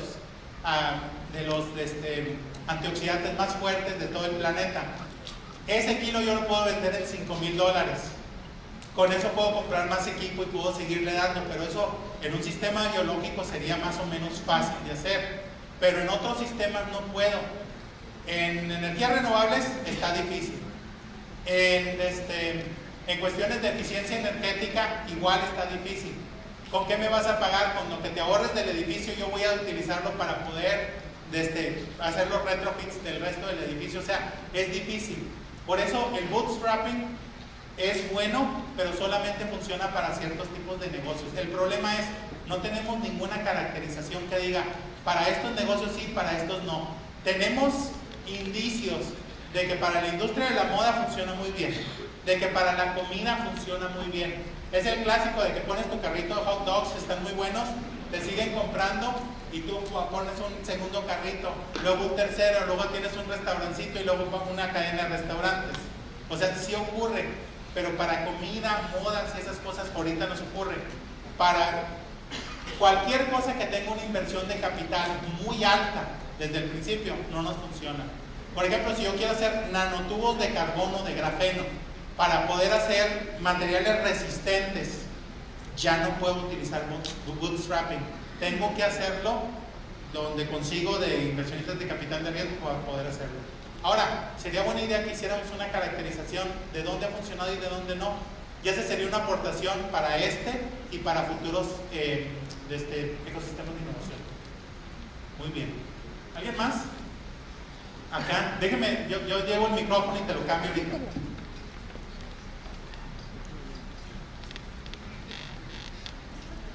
Bueno, mi pregunta es, ahorita se necesita la masa crítica. Sí. ¿Sí? Pero ¿qué tanto? O sea, que es lo que estamos viendo aquí, que más ya estamos en el lado de la academia. Pero también se necesita, por ejemplo, ¿qué tanto se lleva este tipo de instrumentos con inversionistas, sobre todo mexicanos, o sea, que sepan de que existe también esto, y con empresarios? Porque ahí a veces como que se chocan, ¿no? Porque a lo mejor no está la otra parte donde se complementa este elemento. A ver, déjenme para contestar eso. Levanten la mano los que sean inversionistas ahorita aquí. Ahí hay 1, 2, 3, 4 empresarios. ¿Dónde estaba? Espérense, como que se me fue. 1, 2, 3, 4, 5, 6, 7, 8, 9, 10, 11, más o menos hay unos poquitos, o sea, sí los estamos mezclando, como te puedes dar cuenta, o sea, no es un evento UDG con investigadores, estudiantes, profesores y todo solamente, por eso lo abrimos a la comunidad. Entonces, también de la gente que nos está viendo, por ejemplo, ayer me reuní con la gente de Amexcap, la Asociación Mexicana de Capital. Ahí estás, Marta Laura. Ahí está, miren. Bueno, algo que quedamos es que Marta Laura me va a mandar la lista de la gente de Amexcap y yo los voy a incluir como alumnos de este programa. Entonces sí voy a tener gente que sean inversionistas que tengan acceso a estos materiales. Y entonces eso es lo que estamos tratando de hacer, tener una muestra representativa de mucha gente que esté en el ecosistema, pero que tenga diversidad. O sea, si fuéramos especies, sería, quiero tener representación de los herbívoros pequeños, los herbívoros grandes, los carnívoros grandes, los depredadores alados, los depredadores terrestres, de todo. Veo que los dije así, no, pero en realidad les voy a decir la verdad. Realmente un ecosistema así se forma, con diversidad. Y van a ver cómo al final, ya cuando todos empecemos a hablar el lenguaje común, todo el mundo va a decir, por ejemplo, los inversionistas, si quieren graduarse aquí, a lo mejor parte de su proyecto va a ser participar con una startup para conseguirle financiamiento, sea con ellos o sea con alguien más. Pero eso no importa, al final se logra el objetivo. Pero como, buena pregunta, pero como te puedes dar cuenta, sí tenemos un poquitito de todo. Muy bien. ¿Alguien más acá? Miren, en el medio, a ver si le pasan el micrófono. Muy bien. A ver, préndelo.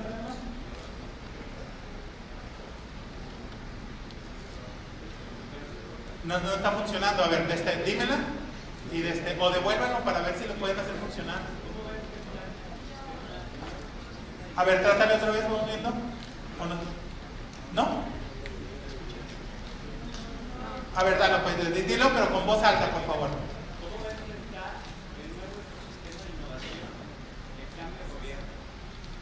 ¿Cómo le va a afectar al nuevo ecosistema de innovación el cambio de gobierno, dices? Eso ya está bueno, ahora sí. ¿Cómo lo va a enfrentar?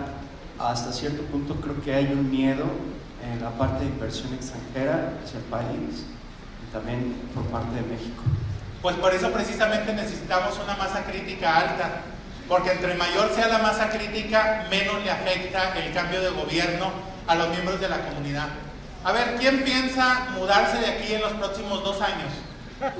Unos 2, 3, 4, más o menos, una minoría, digamos un 3%, nomás para no quitarle así. Quiere decir que el 97% se van a quedar aquí. La gente va a mandar a sus hijos a la escuela, aquí va a vivir, aquí van a comer, aquí van a tener sus actividades productivas, aquí van a dar clase, aquí todo. Entonces, esta masa crítica de individuos es la que va a mantener al ecosistema de innovación independientemente de los vaivenes. A ver, aquí en lo que yo voy a dar de clase, yo no les voy a enseñar cómo me consiguen el método INADEM para conseguir dinero. Ese ya se los han dado hasta más no poder en diplomados y todo eso aquí.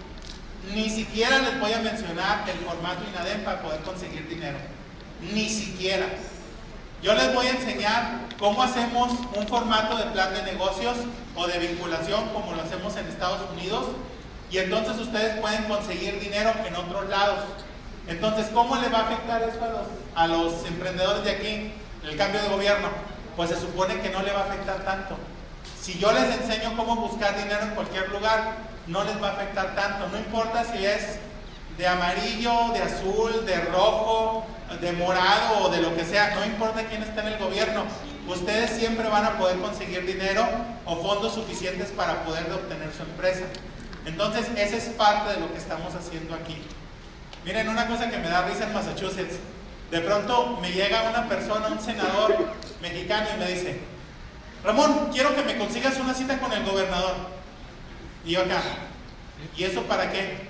Pues es que para poder decirle que hagamos esto y esto. No, el gobernador no es la persona con la que quieres hablar.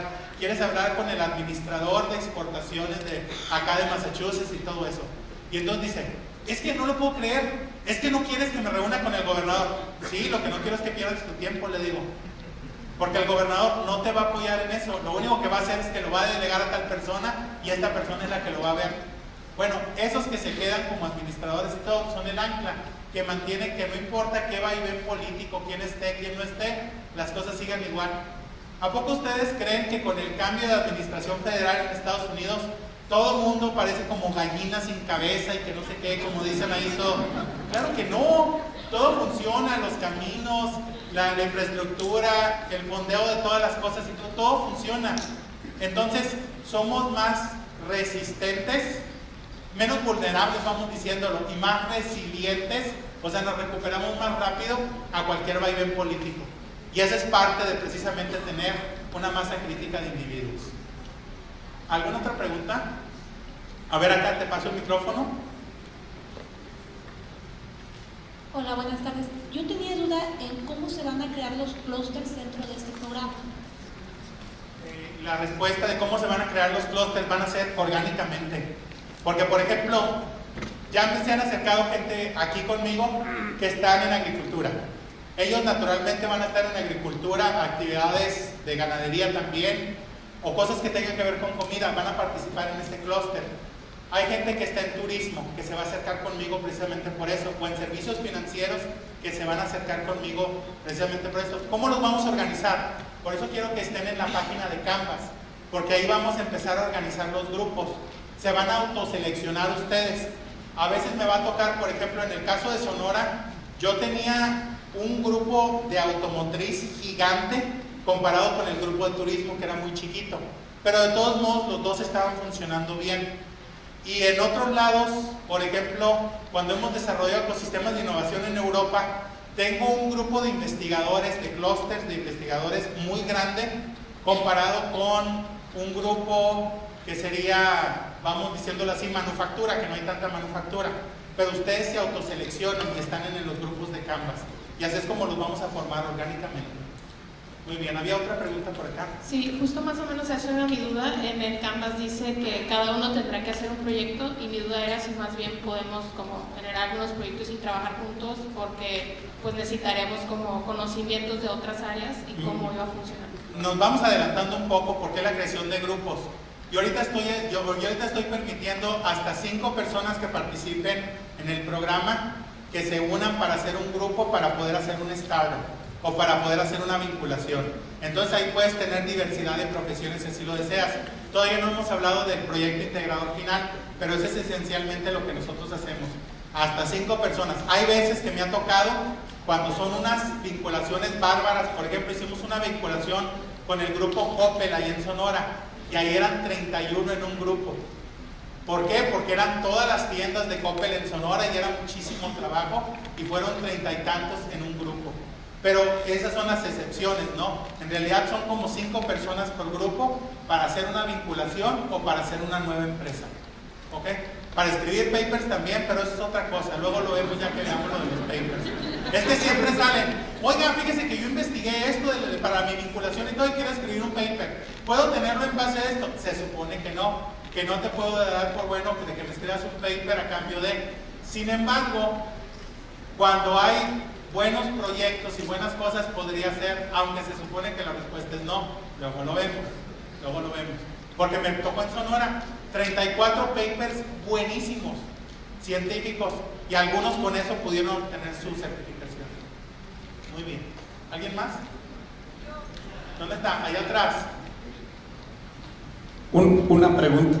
¿Qué pasa con aquellos grupos que ya tenemos, por ejemplo, proyectos donde estamos ya incubando un clúster y tenemos, por ejemplo, las redes internacionales que están buscando precisamente generar estos consorcios? ¿Cómo vamos a integrarnos en este inicio? Muy sencillo, haces tu plan de negocios basado en eso. O sea, yo lo que quiero ver es que tú sepas hacer un plan de negocios, ¿ok? Entonces lo vas a tratar como una vinculación. Buscas a alguien que esté afuera, que esté en este nuevo clúster que se está creando, entonces tú lo tratas como un proyecto de vinculación, pero haces tu plan de negocios para poder que nosotros nos demos cuenta que tienes la capacidad de hacer un plan de negocios en el formato internacional. Sin embargo, va a ser tu proyecto y va a ser como de vinculación con otras organizaciones. Muy bien, perfecto. ¿Alguien más? Acá, ahí voy. Mira, cambio micrófono nomás, te lo doy y cambio un micrófono.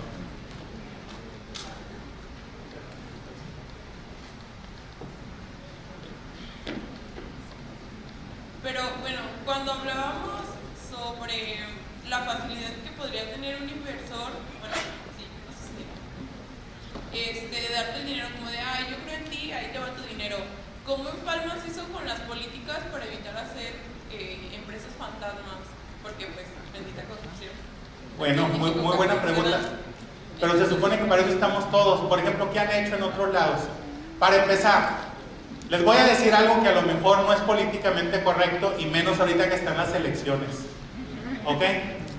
Tenemos alergia a hacer algo. Hasta que no pasen las elecciones no queremos hacer nada. Para que no parezca que estamos haciendo algo que favorezca a un candidato o a otro o lo que ustedes quieran. Es alergia. Si nosotros tuviéramos eso en otros lados del mundo, no podríamos operar. Quiere decir que todas nuestras actividades científicas, tecnológicas, inaugurar cosas, hospitales, todas las tenemos que detener porque hay una veda. Entonces imagínense, entonces mejor tenemos elecciones cada 10 años para no estar perturbando las cosas, ¿no? Bueno, independientemente, volviendo a lo tuyo, de las leyes que dices para evitar empresas fantasmas y todo, entre todos los que estamos aquí, vamos a definir algunas de las formas de cómo se va a hacer. Por ejemplo, no hay inversión ángel en México o hay muy poquita, ¿ok? ¿Por qué no hay? Porque no hay incentivos para que la gente pueda dar dinero. Hemos pensado que se puede crear un sistema donde tú le des a una fundación, o sea, tú como empresario le des a una fundación y te dé un voucher para deducir impuestos. Y esa fundación le va a dar el 98% del dinero que reciba a los emprendedores para que, como si fuera capital ángel. Entonces, la gente de dinero ya obtuvo desde el principio el voucher para poder deducir impuestos, pero las fundaciones que pueden dar deductibilidad, ellas fueron analizadas por el SAT y por todos ellos y por eso les permiten hacer este tipo de cosas.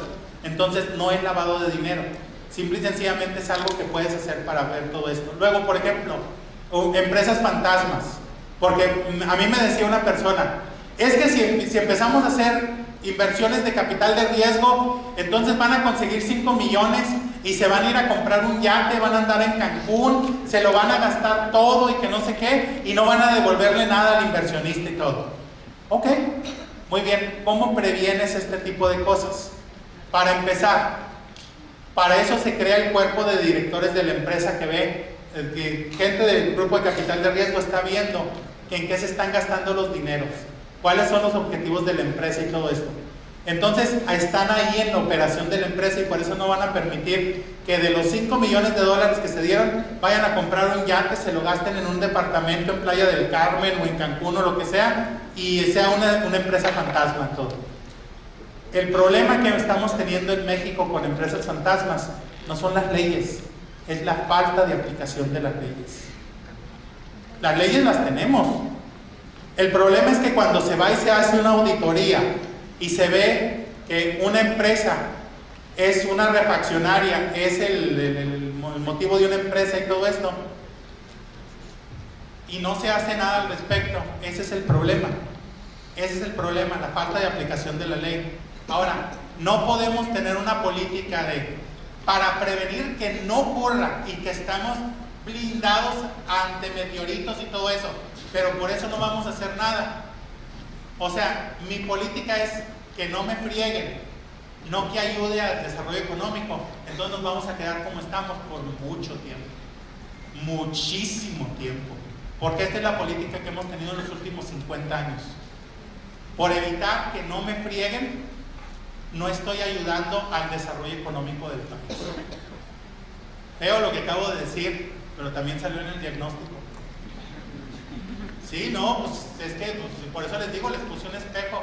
Ahora, si me dice, como me decía una persona, a ver, si consiguen dinero los emprendedores allá en Estados Unidos y luego se lo quieren traer aquí a México como si fuera su filial, ¿ok? Pues con eso lo transfieren todo. ¿Quién no me garantiza que los grupos del narcotráfico y no sé qué tantas cosas y todo no vayan a invertir? Y entonces mi respuesta fue para ellos, bueno, ¿y quién te garantiza ahorita que una minera canadiense no tiene dinero en el narco y que con eso van a abrir las operaciones mineras aquí en México? Dime quién me lo garantiza. Es que no es lo mismo, es exactamente lo mismo. El problema es, esta persona lo que quería era cobrar un 40% de impuestos ante cualquier dinero que tú consiguieras en el extranjero y que lo tratabas de repatriar a México. ¿Para qué? No quiero ser cínico, pero ¿para qué? Por eso. Entonces hay que tener mucho cuidado. No podemos ser tan restrictivos por decir, es que no quiero que me friegue nadie, y por eso me amuelo en 999 personas que están en ese caso. Y afecto sus vidas para que no puedan tener desarrollo económico, no haya bienestar social, no haya protección al ambiente y no haya nada. Y el problema no son las leyes, el problema es la aplicación de la ley, a como está ahorita. Muy bien. ¿Alguien más? Aquí. ¿Dónde estamos? De este lado. Ah, ya te vi. Ok. En ecosistemas como Boston y San Francisco se sobrevalora el fracaso. Entre más emprendimientos fracasados tienes, más es probable que tengas éxito en tu siguiente emprendimiento y, digamos, adquieres un poco más de respeto dentro del ecosistema. En México, ¿de qué forma el programa ha trabajado esa filosofía del fracaso? Porque aquí es al contrario, aquí entre más fracasas, obviamente pierdes de cierta manera más respeto. Acabar pronto, aquí, si fracasas una vez ya eres un paria. Ni siquiera tienes chance de fracasar 2 veces aquí en México, ¿ok? Efectivamente. Viéndolo de esa forma. ¿Cómo hemos lidiado con eso? Precisamente en Estados Unidos, tampoco no se crean que en Estados Unidos es entre más fracases mejor te va en el ecosistema de innovación, tampoco. O sea, fracasas unas cuantas veces, está bien, se te permite, pero si ya te estás tropezando y tropezando todo el tiempo, mejor cambia tu modelo de negocios y cambia otras cosas, ¿no? Bueno, pero sí es cierto, en Estados Unidos, por ejemplo, si ustedes les dan dinero a un grupo de capital de riesgo y ustedes lo pierden, ese dinero, no les ponen un estigma de fracasados, ¿no? No les ponen así el sello aquí, ¿no? No les ponen el sellito. Nada, no les dicen absolutamente. ¿Cómo es en español? ¿Así, no? Bueno, no les ponen el sellito. ¿Qué es lo que pasa? Que de pronto ya a ustedes les pasa lo mismo que en todos lados, ¿no? Fracasó mi empresa, voy y me encierro 3 días de que no salgo ni a comer, ¿no? Ahí estoy como que el Batman de Guadalajara y todo, no me da ni la luz, no quiero saber nada. Por 3, 4 días, lloro todo el día y pienso todo lo que pude haber hecho que era diferente y todo. Igual pasa en Estados Unidos, igual pasa aquí. Les voy a decir cuál es la diferencia. Aquí se tiran a matar y de pronto sales de tu cuarto por primera vez a comer y te dicen tus familiares, ¿ya ves? Te dije que esa porquería no iba a funcionar y que no se quede la fregada. Que hubieras conseguido un trabajo de veras como tu primo de no sé qué, que ahorita ya es gerente en la HP. ¿Qué te pasa? Que no se quede la fregada. Y tú en vez de decirte, gracias, ahorita que estoy todo fregado, me estás pateando. Y entonces te sientes peor, te devuelves a tu cuarto así con tu sopita y todo, y te devuelves y ahí no sales, ¿no? Por un rato, ¿no? A ver hasta cuándo se les quita. Bueno, en Estados Unidos sales como el Batman de Cambridge, ¿no? Así todo fregado y todo moradito, sales por tu sopita y de pronto te dice tu mamá, no te preocupes, ya habrá otra ocasión, no te preocupes, piensa en algo que puedas hacer y vamos a ver cómo nos va y todo.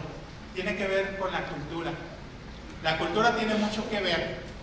En algunos lugares, como en España, que es muy parecido aquí a México, incluso tuvimos que trabajar no solamente con las escuelas, sino también con grupos religiosos, que entonces le decían a la gente que perder tu negocio no era pecado.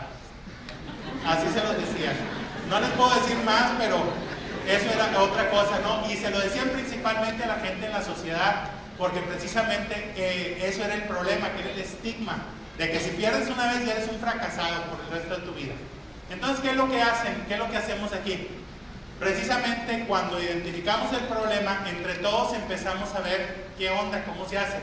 En otros lados, por ejemplo en España, empezamos a dar premios al mejor fracaso. ¿Cómo era eso? Sí fracasaste, pero aprendiste un friego, aprendiste muchísimas cosas. Aprendiste que no puedes subestimar al mercado, que no vas a tener ventas el primer día, que tienes que contabilizar algo de dinero para todo lo que son las cuestiones de mercadotecnia, de no sé qué, que tienes que pensar que el diseño de nuevos productos no se va a dar así, que no vas a irte de prototipo a producción en serie, así como si nada, sin ningún problema. Bueno, todo eso. Y empezábamos a dar premios, ¿no? Entonces pasaba la raza por su premio y era así como, el premio al mejor fracaso en manufactura lo tiene Manolo. Y ya pasaba, ¿no? El amigo. Y entonces empezaba, así, ¿no? Al principio. Pero entonces ya después como que la gente se empieza a dar cuenta que eran lecciones aprendidas. ¿Y cómo lo supieron? Porque de pronto llegaban a Boston, les daban, y de pronto se sentaban ahí con los venture capitalists y les decían, supimos que tuviste una empresa antes, ¿qué aprendiste? Que no puedo subestimar la manufactura, que tengo que pensar en la producción, que no va a irse de prototipo a producción en serie, así como si nada, de que no sé qué, y empieza a decir todas las cosas, igual saca su violincito, empieza a llorar y todo, y no importa, y cuando terminan es, chido, ¿cuál es tu nueva empresa? No, que voy a hacer esto y esto y esto otro. ¿Cómo vas a manejar esto? Y ya le empiezan a decir, sin sacar la presentación y el plan de negocio, nada, y de pronto dicen, a todo dar, $2.5 millones por el 25% de las acciones de tu empresa, y sigue la mata dando. Esa es la diferencia. Ahora, no es de que premien al fracaso, premian al que aprendió algo de su fracaso, que es importante. Muy bien. Pues Yo solamente una pregunta. ¿Dónde estás? Más acá. A ver, ¿dónde Aquí. Ya la vi. Ahora sí que me pierdo, raza, entre el mar de gente. A ver. Sí, nos mostró por aquí un mapa de los lugares donde usted ha trabajado con los sistemas de innovación con otras universidades o instituciones. En el caso de nosotros que venimos de una universidad que tiene en específico dividido los centros universitarios como por ingeniería, salud, etcétera. Mi pregunta sería, en su experiencia en la aplicación de estos sistemas de innovación, ¿qué tipo de proyectos se han llevado a cabo o ha encontrado apatía en el campo, en este caso de las ciencias sociales, que es del área donde nosotros venimos? Historiadores, letras, etcétera, sociólogos. Ha habido bastantes negocios que son for profit y también non-profit, que tienen que ver con las ciencias sociales, ¿no? Te voy a poner uno que es for profit. En una ocasión lo que se hacen recorridos virtuales por las comunidades de distintas etnias, para que entiendas, por ejemplo, por qué se visten así, por qué son las casas de los mayas redondeados, por ejemplo, por el exterior, cómo eso se puede aplicar en otros lados. Y ese se le vende a gente que quiere hacer turismo virtual, o sea, solamente con gobos, o también gente que son los arquitectos, estaban comprando el servicio para poder ver distintos tipos de arquitectura en otros lados y cosas que podrían hacer para implementarlo dentro de sus construcciones. Esa fue ciencias sociales, pero fue for profit, porque ahí te explicaban todo el contexto de cómo estaba, por qué se hacía, dónde obtenían las cosas, qué rituales hacían y el por qué y todo. Entonces te decían de todo eso. Ahora, por non-profit hay muchísimos. Por non-profit sería, o sea, que no tienen lucro, perdón. ¿Cómo le dicen? Sin fines de lucro. Ok, sin fines de lucro tienen muchísimos. Por ejemplo, hay uno que solamente es acerca de la historia. Empieza a hablar de toda la historia de las invasiones bárbaras en Europa. ¿Y por qué lo están empezando a decir? Para que haya mayor aceptación de los inmigrantes que vienen de otro lado. Porque entonces los nórdicos se dan cuenta que ellos hace 1200 años eran los bárbaros, los que estaban invadiendo. Y entonces empieza a haber más aceptación y todo eso, y se crea una empresa social que tiene que ver con todo ese tipo de cosas. Entonces hay for profit, for non-profit, y hay muchísimos ejemplos. A ver, te voy a poner uno más. En algunos lugares, la pesca que se hace es diferente de la pesca normal. O sea, por ejemplo, a los gringos, perdón que use la palabra, me disculpo, a la gente de Estados Unidos, ustedes si ustedes le dicen que van a poner 2 plomos así, un anzuelo y algo para que tengan los peces y todo, y que lo van a lanzar así, que lo van a tirar para poder pescar, como le hacen aquí en el Pacífico, para ellos es exótico.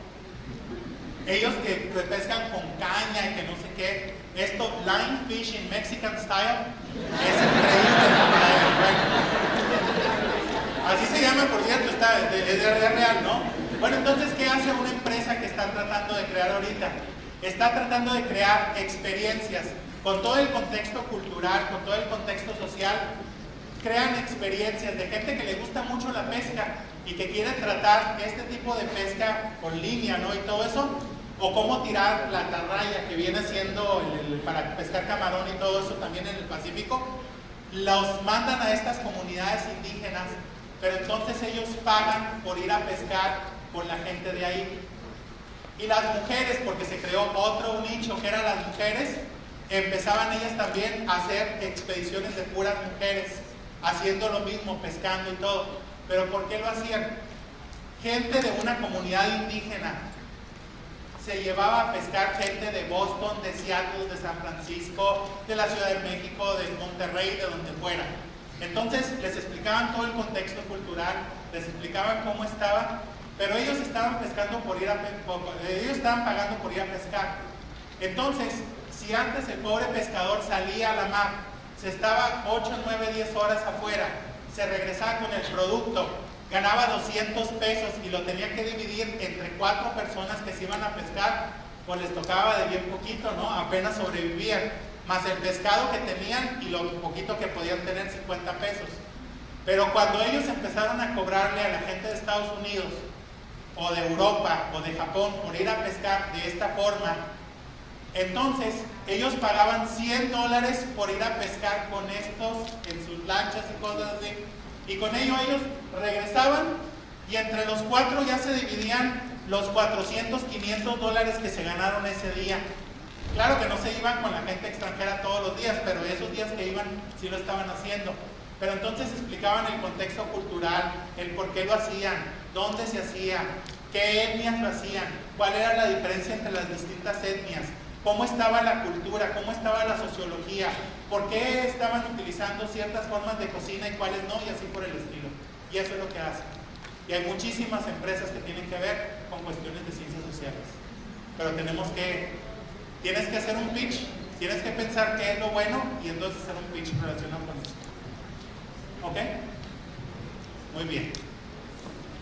Pues si quieren una pregunta más y ya nos vamos entonces. Si quieren allá. Bueno, a ver. A mí en lo personal me surge la duda de que, bueno, lo voy a decir con todo respeto, ¿no? Sí. Más allá que parezca una plática motivacional, donde viendo que la problemática principal son los esquemas de financiamiento hacia las empresas, la parte administrativa, la burocratización aquí precisamente en México, y la parte hasta cierto punto cultural, que lamentablemente yo creo que es lo que pesa más en nuestra forma de pensar, en nuestra mentalidad. Sí. Es propicio generar ambientes con este tipo de mentalidad, con este tipo de acciones y formas de cambiar, pero cómo generalizarlas y que no quede como siempre, una buena plática motivacional. Bueno, para empezar, esto no es una plática motivacional y si lo fuera, créanlo que haría un mejor trabajo de lo que estoy haciendo ahorita. Pero la segunda, que es importante, es ¿cómo le hacemos para que las prácticas burocráticas de México y todo esto no nos empiecen a hundir nuestras startups? Por eso les estoy diciendo que algo que les quiero enseñar a pescar en otros mares y en otros ríos y en otros lugares.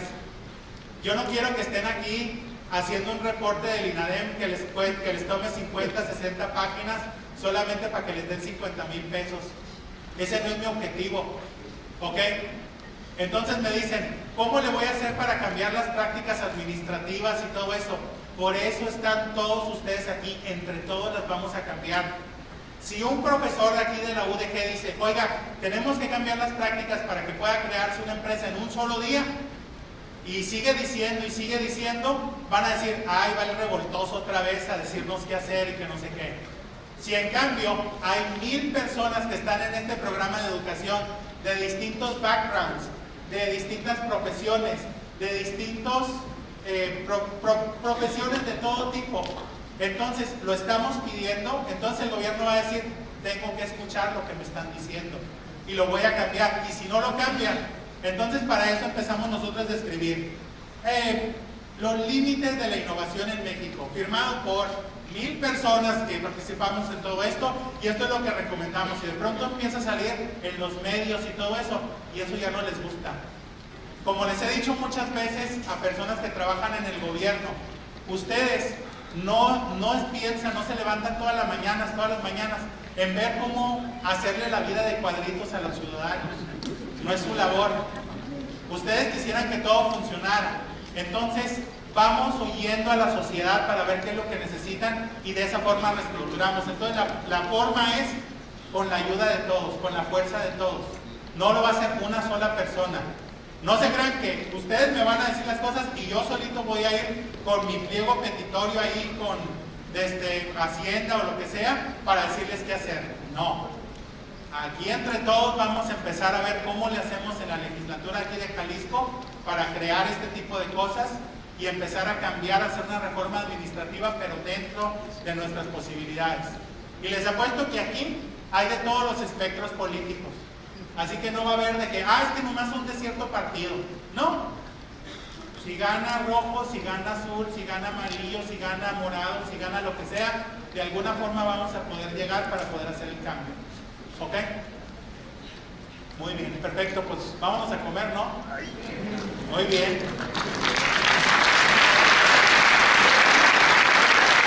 ¿Les parece?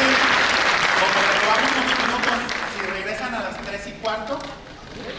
3:15, pero ahora sí todos sentados a las 3:15 aquí. Gracias. Buenas tardes. Un aviso nada más. Alguien dueño de un Malibú negro con placas de San Luis Potosí se lo está llevando la grúa y no es broma. Está sobre Monte Olimpo y Centro Médico. Espero todavía encuentren su vehículo. Los invitamos a pasar al Box Lunch. Se encuentra a mi mano izquierda en los toldos blancos. Pueden pasar saliendo del lado izquierdo o atrás de mí. También hay una salida. Nos vemos al ratito. Muchas gracias.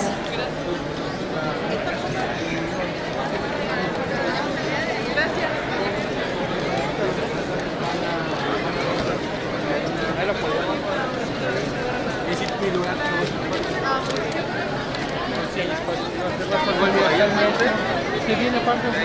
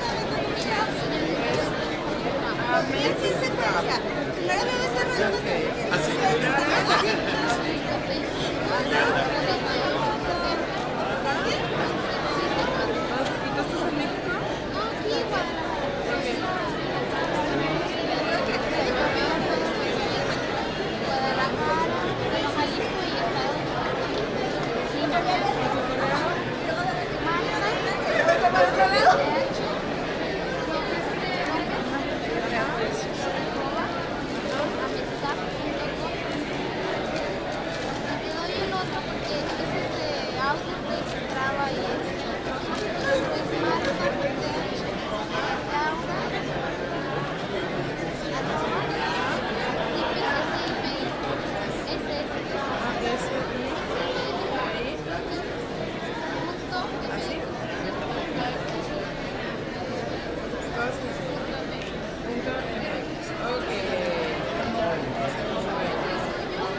es Ana Paula López.